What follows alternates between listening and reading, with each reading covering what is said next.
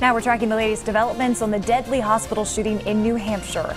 Tonight, court documents are revealing new details about what led up to and what happened as the frightening incident unfolded. And the accused gunman, a man from Warwick, Travis Frink, was arraigned on charges this afternoon that he murdered his own mother. And as we learn more about Frink, more questions arise about the alleged motive. Eyewitness News reporter Erica Ritchie is live in Frink's Warwick neighborhood. She joins us now with what she's learned. Erica.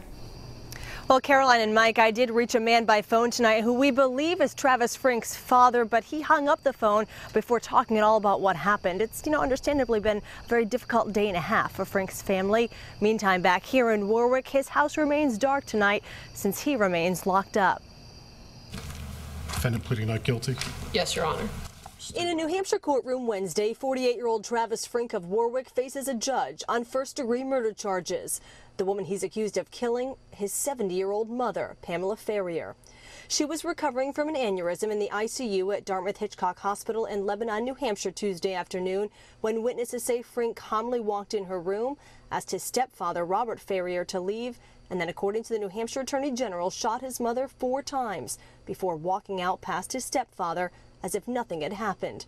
But nearby patients knew that wasn't the case. It came on the loudspeaker, code silver, ICU, and then they had us all go into these rooms that were locked, and then probably about 5 minutes later they said we all had to evacuate the hospital. The sounds were scary for the sick, the wounded, and their visitors, but the sight of the immediate response, while reassuring, was likely also jarring. We had 17 agencies responding with over 150 law enforcement. The accused shooter was taken into custody so the remaining patients could continue to recover, and now soak in the hospital. We are in recovery from this traumatic event, and Dartmouth-Hitchcock will continue to be strong.